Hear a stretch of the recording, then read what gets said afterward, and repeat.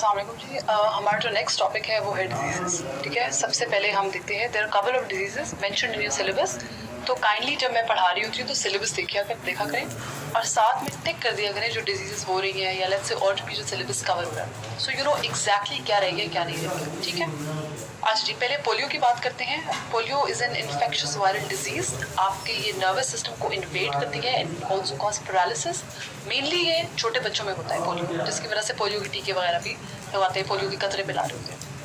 अच्छा, जो एल्डर लोग होते हैं वो नॉर्मली इस तरह से पोलियो से कंटामिनेट होते हैं। अगर आपके जो डायपर्स वगैरह चेंज कर रहे हो that are contaminated with faeces या जो भी है, इस तरह से आपको पोलियो हो सकता है। इसका कोई क्योर नहीं होता, it can only be prevented through immunisation. और आपका इम्यून सिस्टम जो होता है वो एंटीबॉडीज प्रोड्यूस करता है to fight this particular virus. अच्छा जी, सिम्टम्स इसके क्या होते हैं? फीवर हो गया, fatigue, headache, vomiting, stiffness. Just keep in mind कि इन सब की जो every disease that I mentioning it will have some common symptoms. तो आपने करना ये कि वो 4-5 सिम्टम्स को लिख देना है और जब भी किसी भी डिजीज से सवाल आता है उसी को आप लिख दीजिएगा।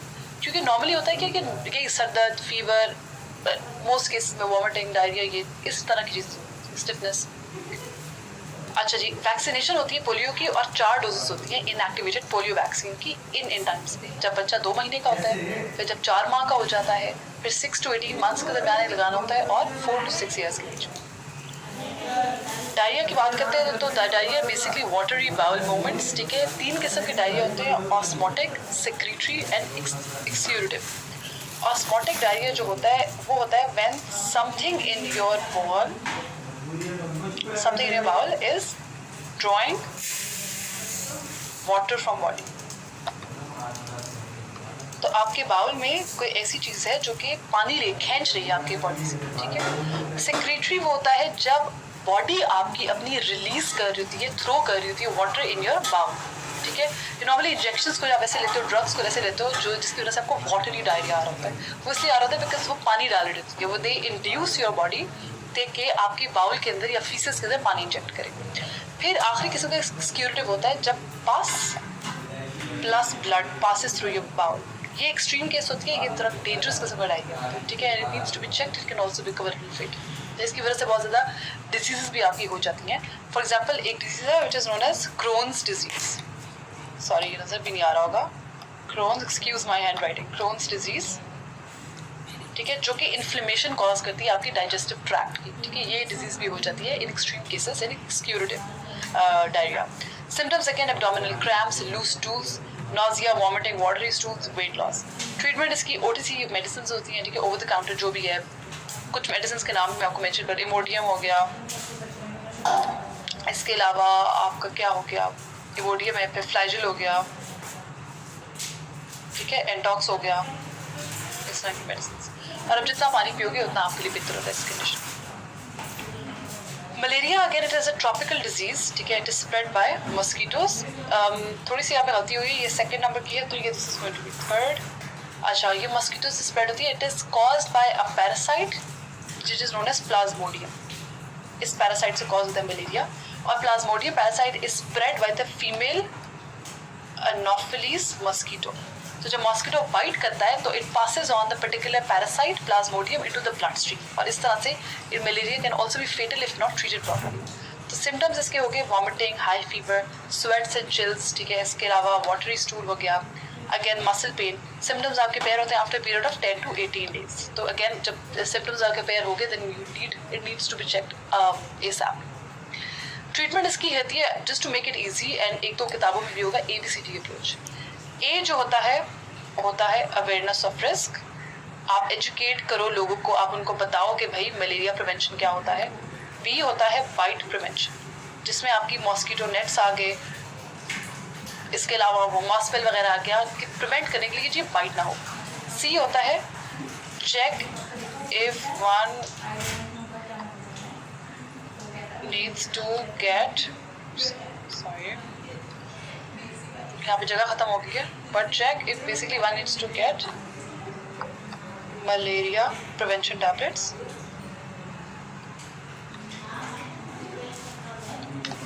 और डी जो होता है वो आपका प्रॉपर डायग्नोसिस होता है। कॉम्प्लिकेशंस मलेरिया के दो होती हैं, सेरेब्रल मलेरिया और एनीमिया। सेरेब्रल मलेरिया होती है कि जब आपकी brain vessels, blood vessels to the brain become blocked और आपको सीजर्स कॉज होते हैं, ठीक है। और एनीमिया अगेन जब आपके red blood cells are unable to carry enough oxygen into the body. फिर आपकी अगली जो हो गई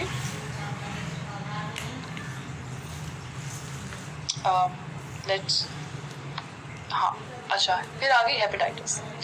हेपेटाइटिस जो होता है it is inflammation of the liver, और ये आपका रिजल्ट होता है in case of a viral infection या आपका लिवर जो है वो डैमेज हो जाए। सिम्टम्स इसके क्या होते हैं? Again muscle pain, high temperature, fever हो जाता है, हेडेक बहुत ज़्यादा होता है, येलोइंग ऑफ द आइज, इसको जॉन्डिस बोलते हैं। जॉन्डिस को उर्दू में क्या बोलते हैं? सो बेसिकली दो किस्म की होती हैं आपकी हेपेटाइटिस। सबसे पहले आपका आ गया हेप ए, ठीक है, इसको बोलते हैं पीला यरकान, ठीक है, जो कि जॉन्डिस हो गया।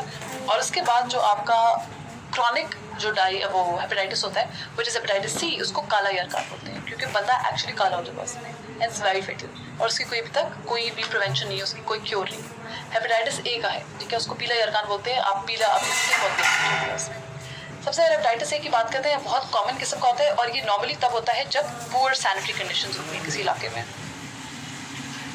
तब हेपेटाइटिस ए होता है।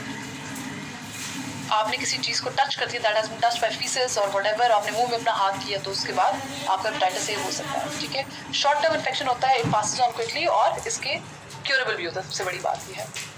Hepatitis B, again, it is caused by the hepatitis B virus. It is spread through unprotected sex, sharing needles to inject drugs, और pregnant कोई औरत होगी तो अगर उसको hepatitis B है तो उसके बच्चे को भी हो जाएगा।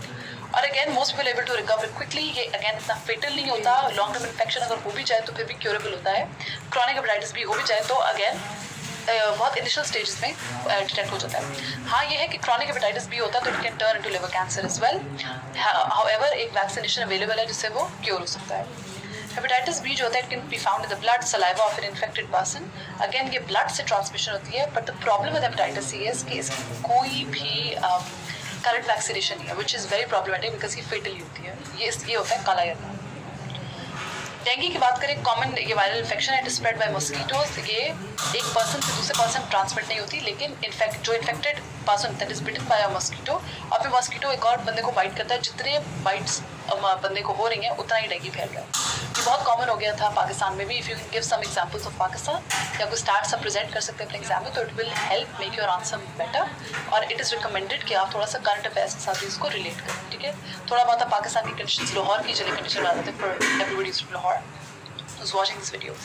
Symptoms again, mild fever, severe headache, muscle pain, rash, abdominal pain, breathing difficulty. इस तरह के symptoms आ गए। कोई specific vaccine नहीं होती।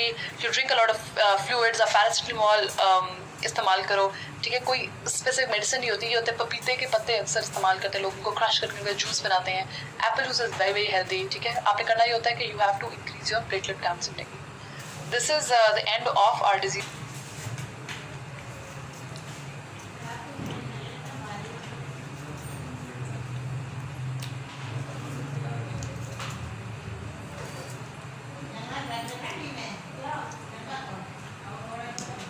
रट तो दिया है।